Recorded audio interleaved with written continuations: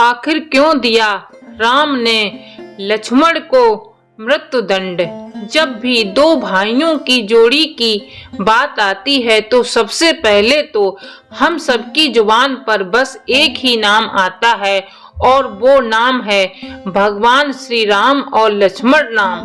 प्रभु श्री राम और लक्ष्मण जी के बारे में कई सारी बातें और घटनाएं आती हैं जो हमारे दिलों में उनके लिए सम्मान पैदा कर देती हैं, लेकिन इस जोड़ी का अंत बड़ा ही दुखद है जिसके बारे में आपको मालूम जरूर होना चाहिए। श्री राम को न चाहते हुए भी जान से प्यारे अपने अनुज लक्ष्मण को मृत्युदंड देना पड़ता है। आइए जानते हैं आखिर क्यों भगवान राम को लक्ष्मण को मृत्युदंड देना पड़ा। ये घटना उस वक्त की है जब श्री राम लंका विजय करके अयोध्या लौट आते हैं और अयोध्या के राजा बन जाते हैं। एक दिन यम देवता कोई महत्वपूर्ण चर्चा करने श्री राम के पास आते हैं। चर्चा प्रारंभ करने से पूर्व वो भगवान राम से कहते हैं कि आप जो भी प्रतिज्ञा करते हो उसे पूर्ण करते हो। मैं भी आपसे एक वचन मांगता हूँ कि जब तक मेरे और आपके बीच वार्तालाप चले तो हमारे बीच कोई नहीं आएगा और जो आएगा उसको आपको मृत्युदंड देना पड़ेगा। भगवान राम यम को वचन दे देते हैं। राम लक्ष्मण को यह कहते हुए द्वारपाल नियुक्त कर देते हैं कि जब तक उनकी और यम की बात हो रही है वो किसी को भी अंदर न आने दें, अन्यथा उसे उन्हें मृत्युदंड देना पड़ेगा। लक्ष्मण भाई की आज्ञा मानकर द्वारपाल बनकर खड़े हो जाते हैं। लक्ष्मण को द्वारपाल बने कुछ ही समय बीतता है, वहां पर ऋषि दुर्वासा का आगमन होता है।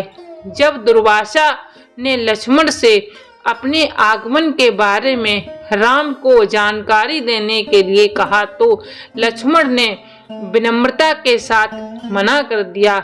इस पर दुर्वासा क्रोधित हो गए तथा उन्होंने संपूर्ण अयोध्या को श्राप देने की बात कही और लक्ष्मण जी के बहुत समझाने पर भी वह नहीं माने और वह अपनी जिद पर अड़े रहते हैं।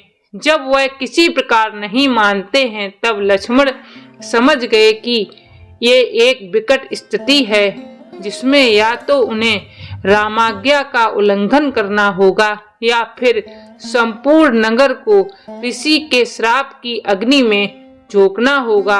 अब कोई दूसरा रास्ता नहीं है। लक्ष्मण ने शीघ्र ही यह निश्चय कर लिया कि उनको स्वयं का बलिदान देना होगा ताकि वो नगरवासियों को ऋषि के श्राप से बचा सकें। उन्होंने भीतर जाकर ऋषि दुर्वासा के आगमन की सूचना दी। राम भगवान ने शीघ्रता से यम के साथ अपनी वार्तालाप समाप्त कर ऋषि दुर्वासा की आभा भगत की, परंतु अब श्री राम दुविधा में पड़ गए क्योंकि उन्हें अपने वचन के अनुसार लक्ष्मण को मृत्युदंड देना था। वो समझ नहीं पा रहे थे कि वो अपने भाई को मृत्युदंड कैसे दें, लेकिन उन्होंने यम को वचन दिया था जिसे निभाना ही था। आप श्री रामचंद्र जी बहुत ही दुविधा में फंस जाते हैं। अपने प्राणों के समान छोटे भाई को कैसे मृत्युदंड दे दें। अपना वचन पूरा न करते हैं तो पाप लगेगा। प्रभु श्री राम विषम संकट में फंस जाते हैं क्योंकि लक्ष्मण जी आपको प्राणों से भी प्यारे थे। इस दुविधा की स्थिति में श्री राम ने अपने गुरु का स्मरण किया और कोई रास्ता दिखाने को कहा।